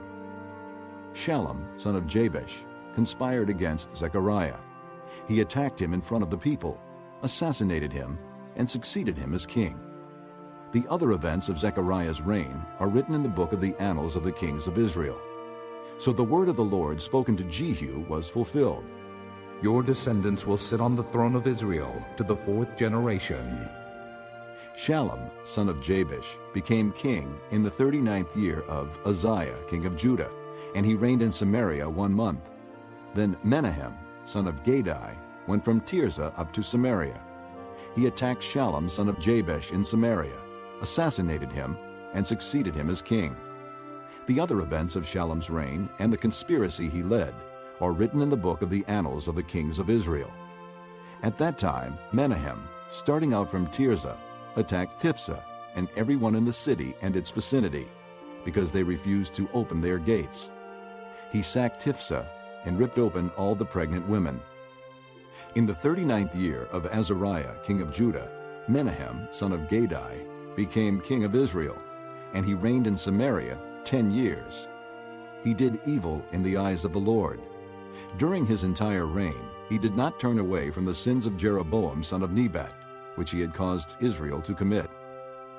Then Pul, king of Assyria, invaded the land, and Menahem gave him 1,000 talents of silver to gain his support and strengthen his own hold on the kingdom. Menahem exacted this money from Israel. Every wealthy man had to contribute 50 shekels of silver to be given to the king of Assyria. So the king of Assyria withdrew and stayed in the land no longer. As for the other events of Menahem's reign and all he did, are they not written in the book of the annals of the kings of Israel? Menahem rested with his fathers, and Pekahiah his son succeeded him as king. In the 50th year of Azariah king of Judah, Pekahiah son of Menahem became king of Israel in Samaria, and he reigned 2 years. Pekahiah did evil in the eyes of the Lord. He did not turn away from the sins of Jeroboam son of Nebat, which he had caused Israel to commit. One of his chief officers, Pekah son of Remaliah, conspired against him. Taking 50 men of Gilead with him, he assassinated Pekahiah along with Argob and Ariah in the citadel of the royal palace at Samaria. So Pekah killed Pekahiah and succeeded him as king. The other events of Pekahiah's reign and all he did are written in the book of the annals of the kings of Israel. In the 52nd year of Azariah king of Judah, Pekah son of Remaliah became king of Israel in Samaria, and he reigned 20 years. He did evil in the eyes of the Lord. He did not turn away from the sins of Jeroboam son of Nebat, which he had caused Israel to commit. In the time of Pekah, king of Israel, Tiglath-Pileser, king of Assyria, came and took Ijon, Abel-Beth-Maacah, Genoa, Kedesh, and Hazor. He took Gilead and Galilee, including all the land of Naphtali, and deported the people to Assyria. Then Hoshea, son of Elah, conspired against Pekah, son of Remaliah. He attacked and assassinated him, and then succeeded him as king in the 20th year of Jotham, son of Uzziah. As for the other events of Pekah's reign, and all he did, are they not written in the book of the annals of the kings of Israel? In the 2nd year of Pekah, son of Remaliah, king of Israel, Jotham, son of Uzziah, king of Judah, began to reign. He was 25 years old when he became king, and he reigned in Jerusalem 16 years. His mother's name was Jerusha, daughter of Zadok. He did what was right in the eyes of the Lord, just as his father Uzziah had done. The high places, however, were not removed. The people continued to offer sacrifices and burn incense there. Jotham rebuilt the upper gate of the temple of the Lord. As for the other events of Jotham's reign and what he did, are they not written in the book of the annals of the kings of Judah? In those days the Lord began to send Rezin king of Aram and Pekah son of Remaliah against Judah. Jotham rested with his fathers and was buried with them in the city of David, the city of his father. And Ahaz, his son, succeeded him as king. Chapter 16. In the 17th year of Pekah, son of Remaliah, Ahaz, son of Jotham, king of Judah, began to reign. Ahaz was 20 years old when he became king, and he reigned in Jerusalem 16 years. Unlike David his father, he did not do what was right in the eyes of the Lord his God. He walked in the ways of the kings of Israel, and even sacrificed his son in the fire, following the detestable ways of the nations the Lord had driven out before the Israelites. He offered sacrifices and burned incense at the high places, on the hilltops, and under every spreading tree. Then Rezin, king of Aram, and Pekah, son of Remaliah, king of Israel, marched up to fight against Jerusalem and besieged Ahaz, but they could not overpower him. At that time Rezin, king of Aram, recovered Elath for Aram by driving out the men of Judah. Edomites then moved into Elath and have lived there to this day. Ahaz sent messengers to say to Tiglath-Pileser, king of Assyria, I am your servant and vassal. Come up and save me out of the hand of the king of Aram and of the king of Israel who are attacking me. And Ahaz took the silver and gold found in the temple of the Lord and in the treasuries of the royal palace, and sent it as a gift to the king of Assyria. The king of Assyria complied by attacking Damascus and capturing it. He deported its inhabitants to Kir and put Rezin to death. Then King Ahaz went to Damascus to meet Tiglath-Pileser, king of Assyria. He saw an altar in Damascus and sent to Uriah the priest a sketch of the altar, with detailed plans for its construction. So Uriah the priest built an altar in accordance with all the plans that King Ahaz had sent from Damascus, and finished it before King Ahaz returned. When the king came back from Damascus and saw the altar, he approached it and presented offerings on it. He offered up his burnt offering and grain offering, poured out his drink offering, and sprinkled the blood of his fellowship offerings on the altar.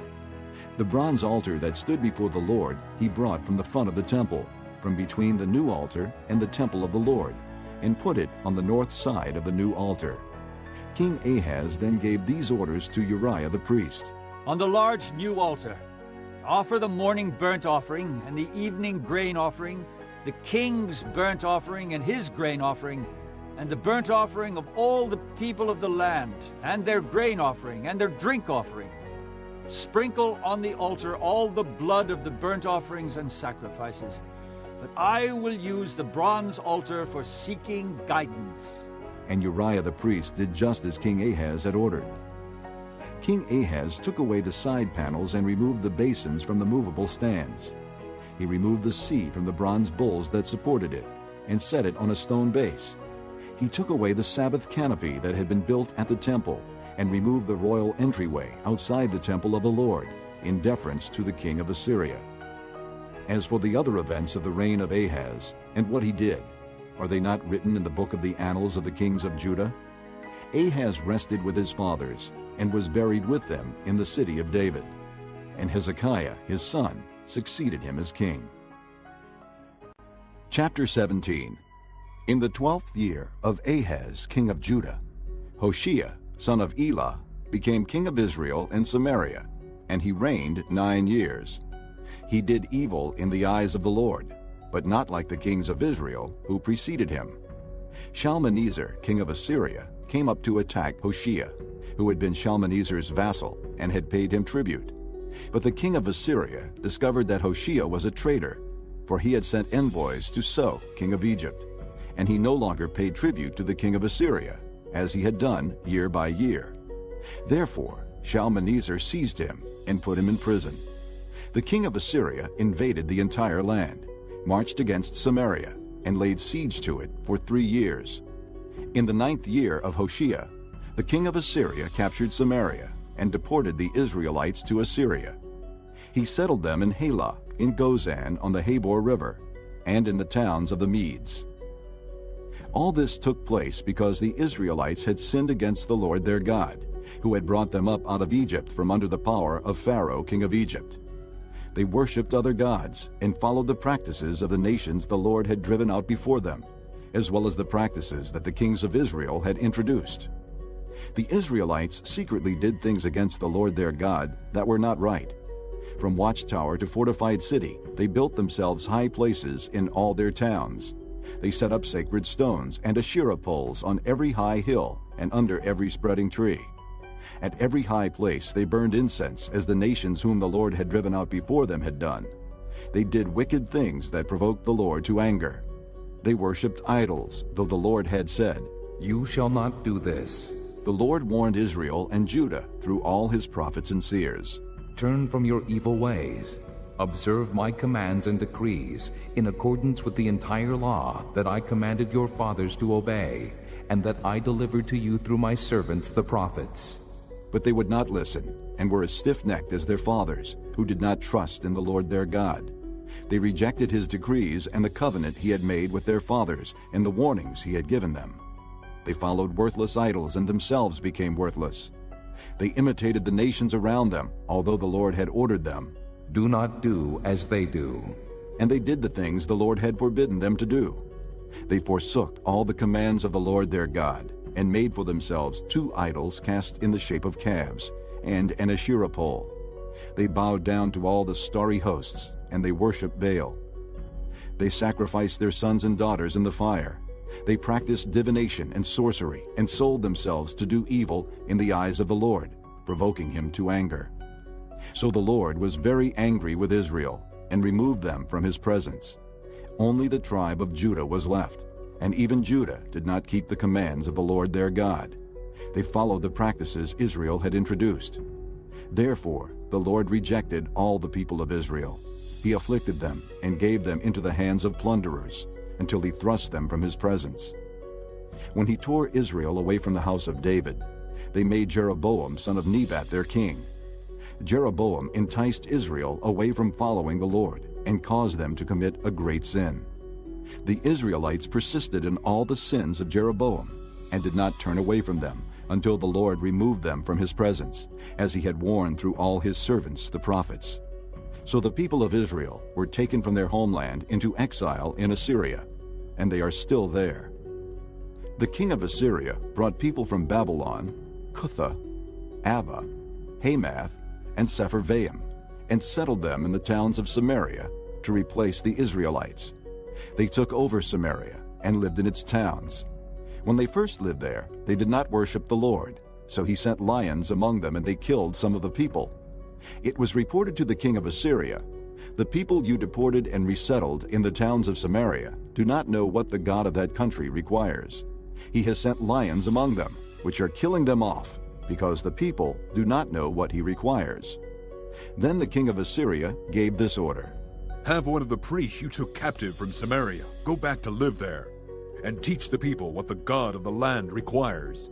So one of the priests, who had been exiled from Samaria, came to live in Bethel, and taught them how to worship the Lord. Nevertheless, each national group made its own gods in the several towns where they settled, and set them up in the shrines the people of Samaria had made at the high places. The men from Babylon made Succoth-Benoth, the men from Cuthah made Nergal, and the men from Hamath made Ashima. The Avites made Nibhaz and Tartak, and the Sepharvites burned their children in the fire as sacrifices to Adramelech and Anamelech, the gods of Sepharvaim. They worshipped the Lord, but they also appointed all sorts of their own people to officiate for them as priests in the shrines at the high places. They worshipped the Lord, but they also served their own gods in accordance with the customs of the nations from which they had been brought. To this day they persist in their former practices. They neither worship the Lord nor adhere to the decrees and ordinances, the laws and commands that the Lord gave the descendants of Jacob, whom he named Israel. When the Lord made a covenant with the Israelites, he commanded them, "Do not worship any other gods or bow down to them, serve them, or sacrifice to them. But the Lord, who brought you up out of Egypt with mighty power and outstretched arm, is the one you must worship. To him you shall bow down, and to him offer sacrifices. You must always be careful to keep the decrees and ordinances, the laws and commands he wrote for you. Do not worship other gods. Do not forget the covenant I have made with you, and do not worship other gods. Rather, worship the Lord your God. It is he who will deliver you from the hand of all your enemies." They would not listen, however, but persisted in their former practices. Even while these people were worshiping the Lord, they were serving their idols. To this day, their children and grandchildren continue to do as their fathers did. Chapter 18. In the 3rd year of Hoshea, son of Elah, king of Israel, Hezekiah, son of Ahaz, king of Judah, began to reign.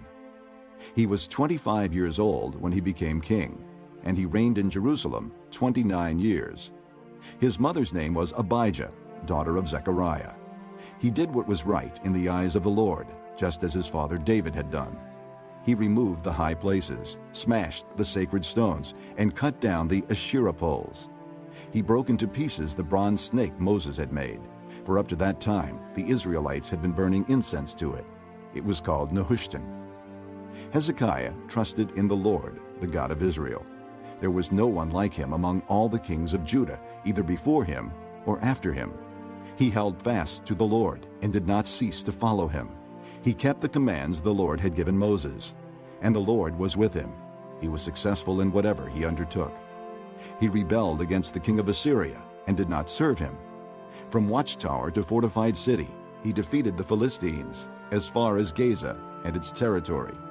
In King Hezekiah's 4th year, which was the 7th year of Hoshea, son of Elah, king of Israel, Shalmaneser, king of Assyria, marched against Samaria and laid siege to it. At the end of 3 years, the Assyrians took it. So Samaria was captured in Hezekiah's 6th year, which was the 9th year of Hoshea, king of Israel.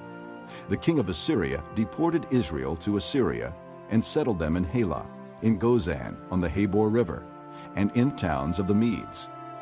This happened because they had not obeyed the Lord their God, but had violated his covenant, all that Moses the servant of the Lord commanded. They neither listened to the commands nor carried them out. In the 14th year of King Hezekiah's reign, Sennacherib, king of Assyria, attacked all the fortified cities of Judah and captured them. So Hezekiah, king of Judah, sent this message to the king of Assyria at Lachish: "I have done wrong. Withdraw from me, and I will pay whatever you demand of me." The king of Assyria exacted from Hezekiah, king of Judah, 300 talents of silver and 30 talents of gold. So Hezekiah gave him all the silver that was found in the temple of the Lord and in the treasuries of the royal palace.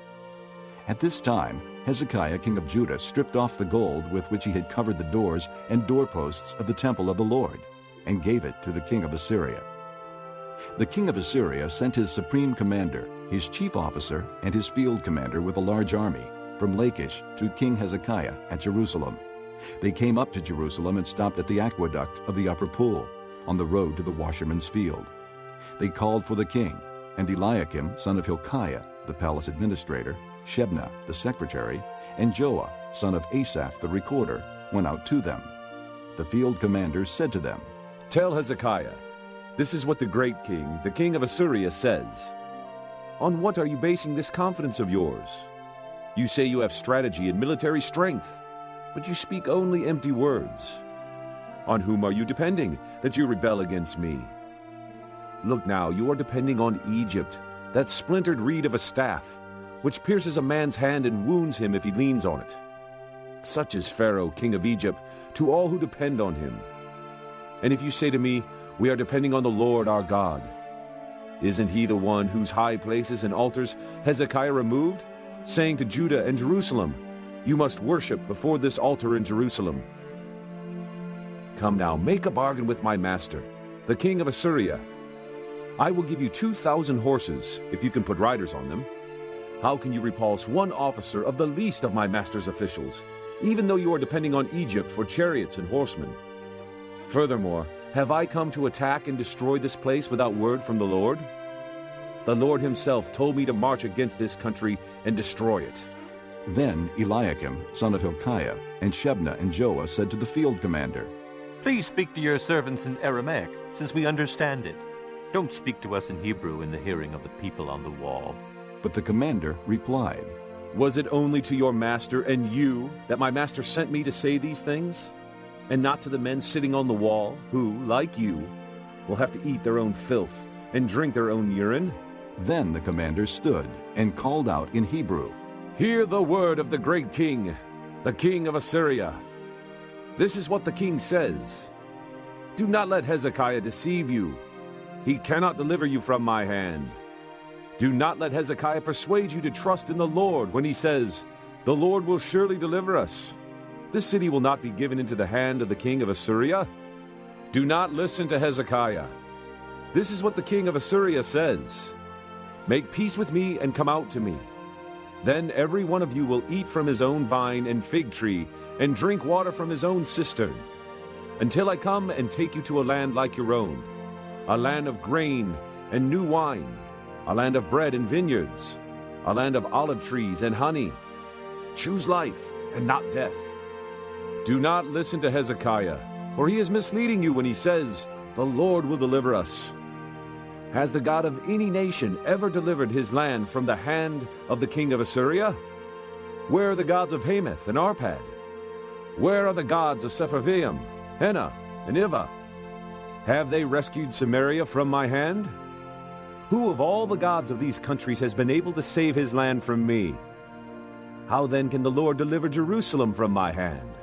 But the people remained silent and said nothing in reply, because the king had commanded, Do not answer him.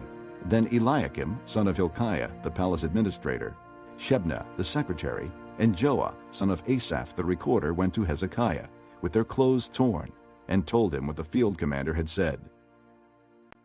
Chapter 19. When King Hezekiah heard this, he tore his clothes, and put on sackcloth, and went into the temple of the Lord.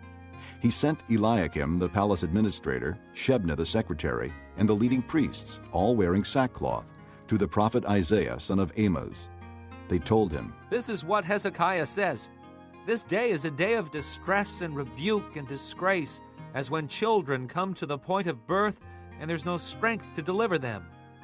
It may be that the Lord your God will hear all the words of the field commander, whom his master, the king of Assyria, has sent to ridicule the living God, and that he will rebuke him for the words the Lord your God has heard.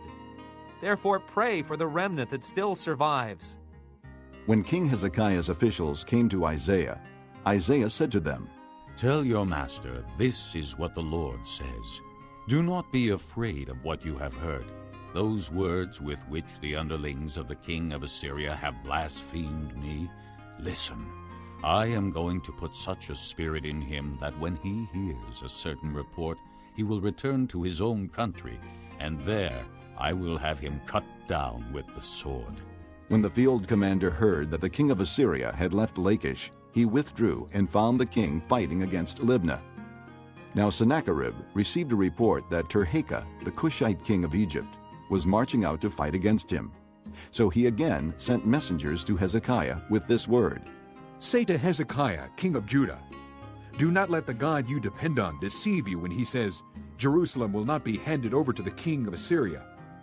Surely you have heard what the kings of Assyria have done to all the countries, destroying them completely. And will you be delivered?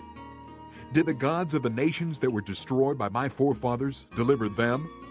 The gods of Gozan, Haran, Rezeph, and the people of Eden who were in Tel Assar?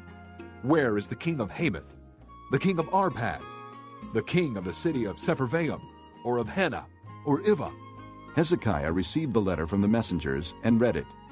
Then he went up to the temple of the Lord and spread it out before the Lord. And Hezekiah prayed to the Lord. O Lord, God of Israel, enthroned between the cherubim. You alone are God over all the kingdoms of the earth. You have made heaven and earth. Give ear, O Lord, and hear. Open your eyes, O Lord, and see. Listen to the words Sennacherib has sent to insult the living God. It is true, O Lord, that the Assyrian kings have laid waste these nations and their lands. They have thrown their gods into the fire and destroyed them, for they were not gods, but only wood and stone, fashioned by men's hands. Now, O Lord our God, deliver us from his hand, so that all kingdoms on earth may know that you alone, O Lord, are God.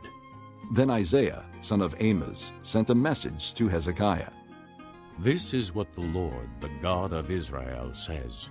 I have heard your prayer concerning Sennacherib, king of Assyria. This is the word that the Lord has spoken against him. The virgin daughter of Zion despises you and mocks you. The daughter of Jerusalem tosses her head as you flee. Who is it you have insulted and blasphemed? Against whom have you raised your voice and lifted your eyes in pride? Against the Holy One of Israel. By your messengers you have heaped insults on the Lord, and you have said, with my many chariots I have ascended the heights of the mountains, the utmost heights of Lebanon. I have cut down its tallest cedars, the choicest of its pines. I have reached its remotest parts, the finest of its forests. I have dug wells in foreign lands and drunk the water there. With the soles of my feet I have dried up all the streams of Egypt. Have you not heard? Long ago I ordained it. In days of old I planned it. Now I have brought it to pass, that you have turned fortified cities into piles of stone. Their people, drained of power, are dismayed and put to shame. They are like plants in the field, like tender green shoots, like grass sprouting on the roof, scorched before it grows up. But I know where you stay, and when you come and go, and how you rage against me. Because you rage against me, and your insolence has reached my ears, I will put my hook in your nose, and my bit in your mouth, and I will make you return by the way you came. This will be the sign for you, O Hezekiah. This year you will eat what grows by itself, and the second year what springs from that. But in the third year sow and reap, plant vineyards and eat their fruit. Once more a remnant of the house of Judah will take root below and bear fruit above. For out of Jerusalem will come a remnant, and out of Mount Zion a band of survivors. The zeal of the Lord Almighty will accomplish this. Therefore, this is what the Lord says concerning the king of Assyria. He will not enter this city or shoot an arrow here. He will not come before it with shield or build a siege ramp against it. By the way that he came, he will return. He will not enter this city, declares the Lord. I will defend this city and save it for my sake and for the sake of David my servant. That night the angel of the Lord went out and put to death 185,000 men in the Assyrian camp. When the people got up the next morning, there were all the dead bodies. So Sennacherib, king of Assyria, broke camp and withdrew. He returned to Nineveh and stayed there. One day, while he was worshiping in the temple of his god Nisroch, his sons, Adramelech and Sharezer, cut him down with the sword, and they escaped to the land of Ararat. And Esarhaddon, his son, succeeded him as king. Chapter 20. In those days Hezekiah became ill and was at the point of death. The prophet Isaiah, son of Amoz, went to him and said, This is what the Lord says. Put your house in order, because you are going to die. You will not recover. Hezekiah turned his face to the wall and prayed to the Lord. Remember, O Lord, how I have walked before you faithfully and with wholehearted devotion, and have done what is good in your eyes. And Hezekiah wept bitterly. Before Isaiah had left the middle court, the word of the Lord came to him. Go back and tell Hezekiah, the leader of my people, This is what the Lord, the God of your father David, says. I have heard your prayer and seen your tears. I will heal you. On the 3rd day from now, you will go up to the temple of the Lord. I will add 15 years to your life, and I will deliver you and this city from the hand of the king of Assyria. I will defend the city for my sake, and for the sake of my servant David. Then Isaiah said, Prepare a poultice of figs. They did so, and applied it to the boil, and he recovered. Hezekiah had asked Isaiah, What will be the sign that the Lord will heal me, and that I will go up to the temple of the Lord on the 3rd day from now?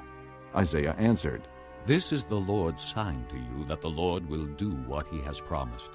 Shall the shadow go forward 10 steps, or shall it go back 10 steps? It is a simple matter for the shadow to go forward 10 steps, said Hezekiah. Rather, have it go back 10 steps. Then the prophet Isaiah called upon the Lord, and the Lord made the shadow go back the 10 steps it had gone down on the stairway of Ahaz.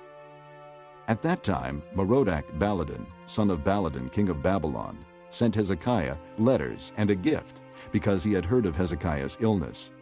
Hezekiah received the messengers and showed them all that was in his storehouses, the silver, the gold, the spices, and the fine oil, his armory, and everything found among his treasures. There was nothing in his palace or in all his kingdom that Hezekiah did not show them. Then Isaiah the prophet went to King Hezekiah and asked, What did those men say, and where did they come from? From a distant land, Hezekiah replied. They came from Babylon. The prophet asked, What did they see in your palace? They saw everything in my palace. Hezekiah said, There is nothing among my treasures that I did not show them. Then Isaiah said to Hezekiah, Hear the word of the Lord. The time will surely come when everything in your palace and all that your fathers have stored up until this day will be carried off to Babylon.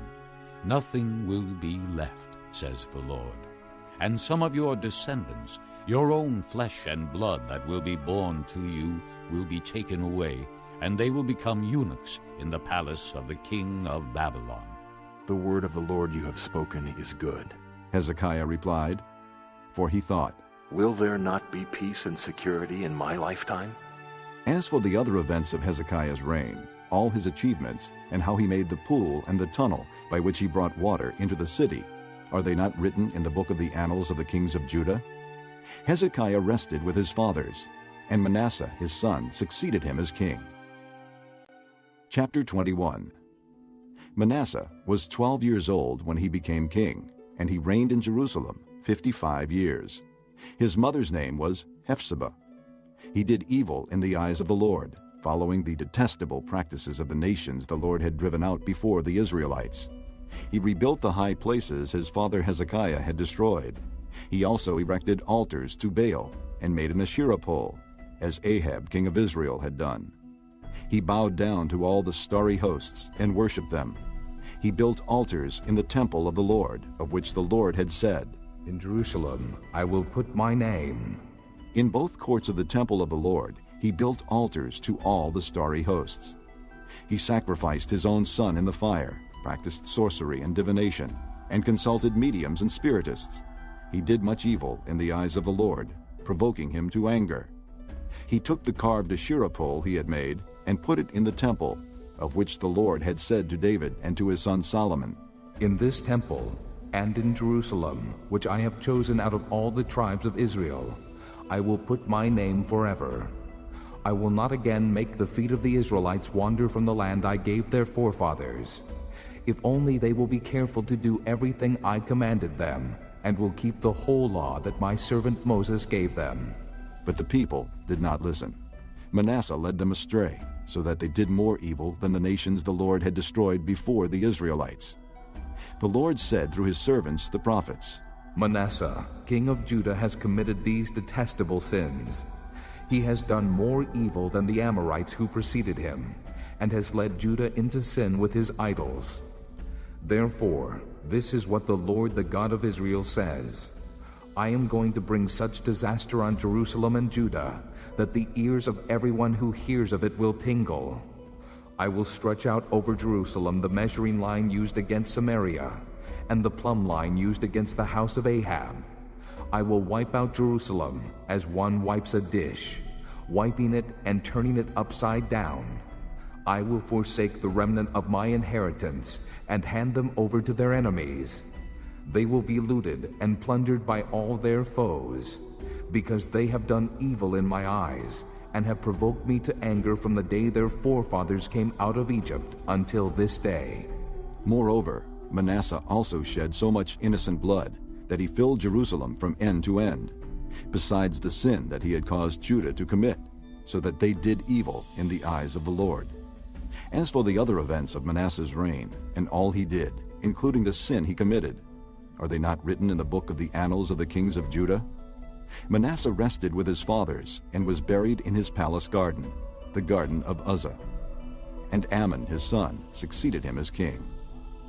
Amon was 22 years old when he became king, and he reigned in Jerusalem 2 years. His mother's name was Meshullemeth, daughter of Harez. She was from Jotbah. He did evil in the eyes of the Lord, as his father Manasseh had done. He walked in all the ways of his father. He worshipped the idols his father had worshipped, and bowed down to them. He forsook the Lord, the God of his fathers, and did not walk in the way of the Lord.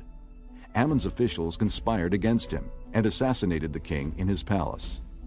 Then the people of the land killed all who had plotted against King Ammon, and they made Josiah his son king in his place. As for the other events of Ammon's reign, and what he did, are they not written in the book of the annals of the kings of Judah? He was buried in his grave in the garden of Uzzah, and Josiah his son succeeded him as king. Chapter 22. Josiah was 8 years old when he became king, and he reigned in Jerusalem 31 years. His mother's name was Jedidah, daughter of Adaiah. She was from Bozkath. He did what was right in the eyes of the Lord, and walked in all the ways of his father David, not turning aside to the right or to the left. In the 18th year of his reign, King Josiah sent the secretary Shaphan, son of Azaliah, the son of Meshullam, to the temple of the Lord. He said, Go up to Hilkiah the high priest, and have him get ready the money that has been brought into the temple of the Lord, which the doorkeepers have collected from the people. Have them entrusted to the men appointed to supervise the work on the temple, and have these men pay the workers who repair the temple of the Lord, the carpenters, the builders, and the masons. Also have them purchase timber and dressed stone to repair the temple. But they need not account for the money entrusted to them, because they are acting faithfully. Hilkiah the high priest said to Shaphan the secretary, I have found the book of the law in the temple of the Lord. He gave it to Shaphan, who read it.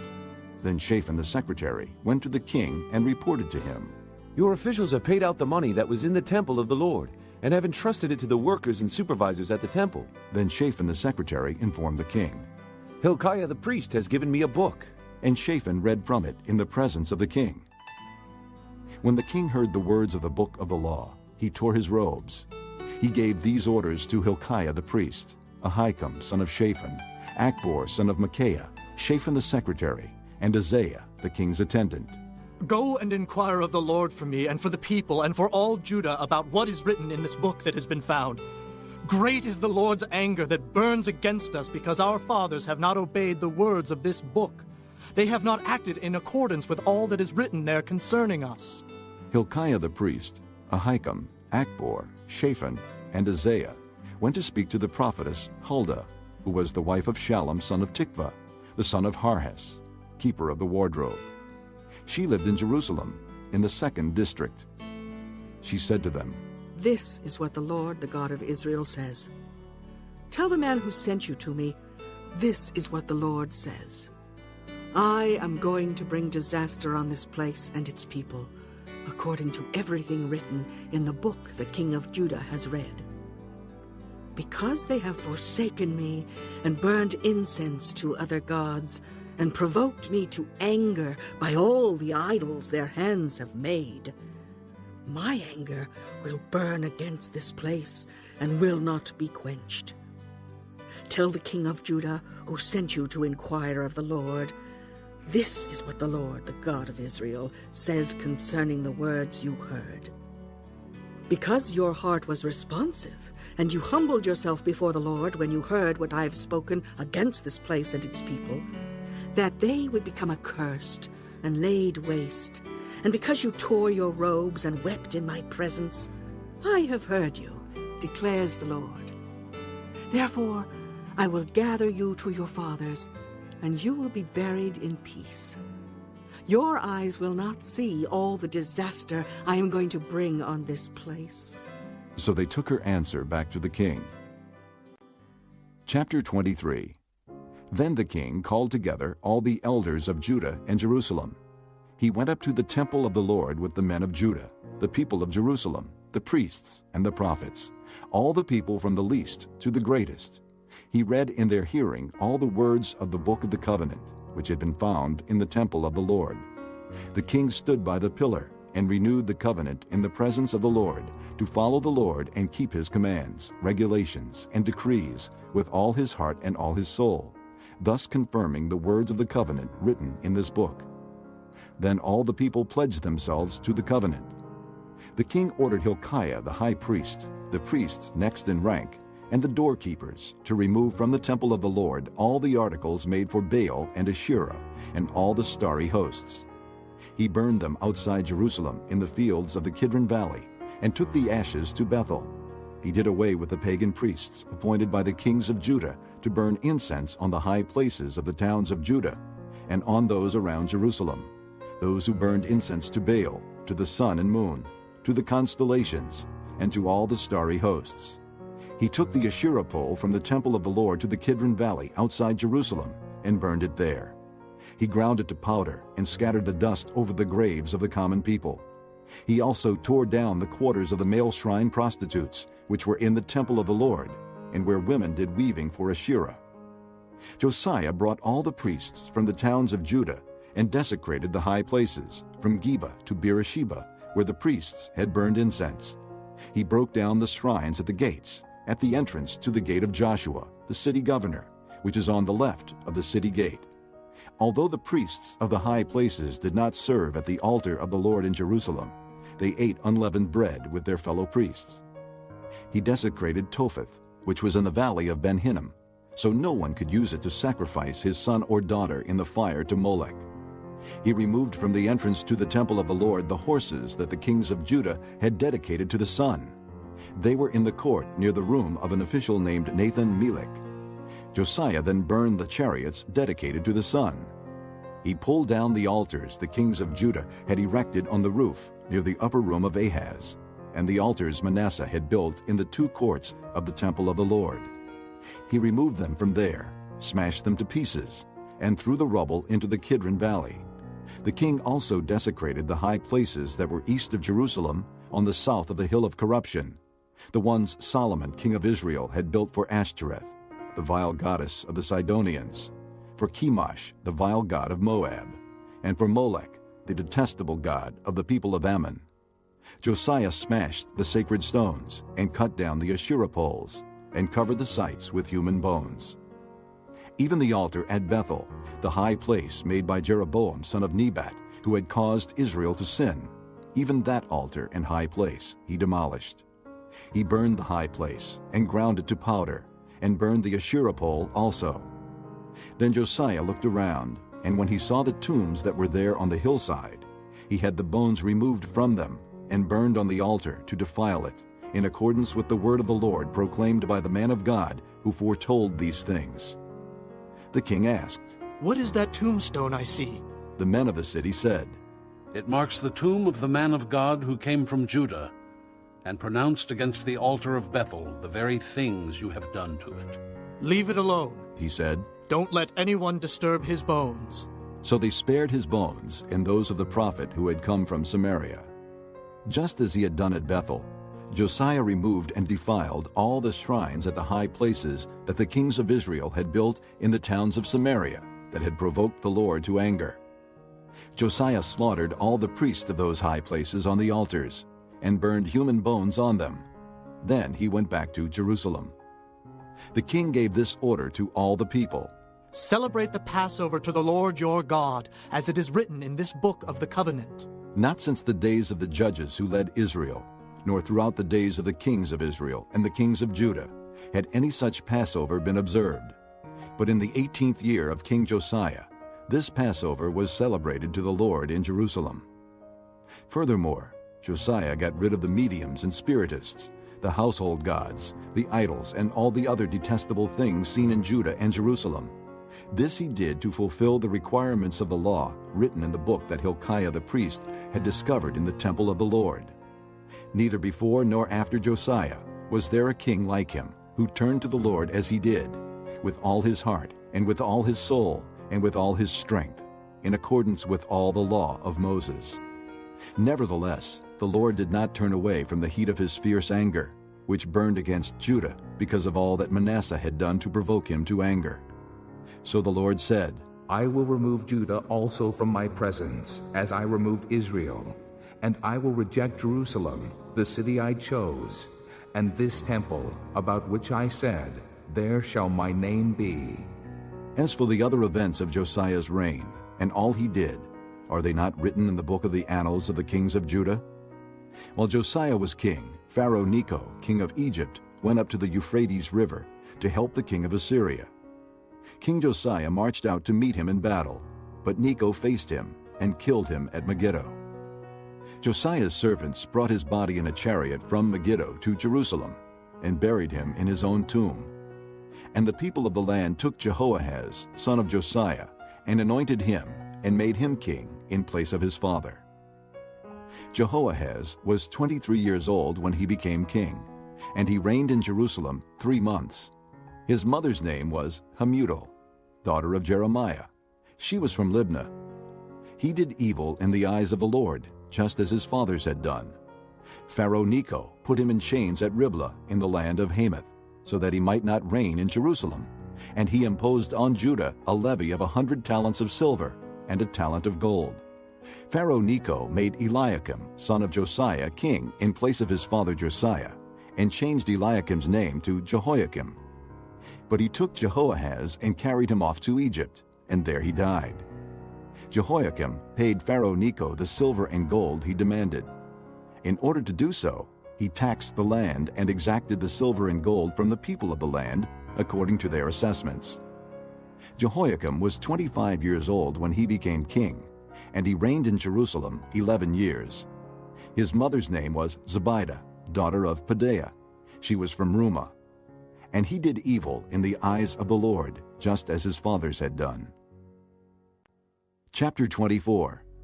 During Jehoiakim's reign, Nebuchadnezzar, king of Babylon, invaded the land, and Jehoiakim became his vassal for 3 years. But then he changed his mind and rebelled against Nebuchadnezzar. The Lord sent Babylonian, Aramean, Moabite, and Ammonite raiders against him. He sent them to destroy Judah in accordance with the word of the Lord proclaimed by his servants the prophets. Surely these things happened to Judah according to the Lord's command, in order to remove them from his presence because of the sins of Manasseh and all he had done, including the shedding of innocent blood. For he had filled Jerusalem with innocent blood, and the Lord was not willing to forgive. As for the other events of Jehoiakim's reign, and all he did, are they not written in the book of the annals of the kings of Judah? Jehoiakim rested with his fathers, and Jehoiakim, his son, succeeded him as king. The king of Egypt did not march out from his own country again, because the king of Babylon had taken all his territory, from the Wadi of Egypt to the Euphrates River. Jehoiakim was 18 years old when he became king, and he reigned in Jerusalem 3 months. His mother's name was Nehushta, daughter of Elnathan. She was from Jerusalem. He did evil in the eyes of the Lord, just as his father had done. At that time the officers of Nebuchadnezzar, king of Babylon, advanced on Jerusalem and laid siege to it. And Nebuchadnezzar himself came up to the city while his officers were besieging it. Jehoiakim, king of Judah, his mother, his attendants, his nobles, and his officials all surrendered to him. In the 8th year of the reign of the king of Babylon, he took Jehoiakim prisoner. As the Lord had declared, Nebuchadnezzar removed all the treasures from the temple of the Lord and from the royal palace, and took away all the gold articles that Solomon, king of Israel, had made for the temple of the Lord. He carried into exile all Jerusalem, all the officers and fighting men, and all the craftsmen and artisans, a total of 10,000. Only the poorest people of the land were left. Nebuchadnezzar took Jehoiakim captive to Babylon. He also took from Jerusalem to Babylon the king's mother, his wives, his officials, and the leading men of the land. The king of Babylon also deported to Babylon the entire force of 7,000 fighting men, strong and fit for war, and 1,000 craftsmen and artisans.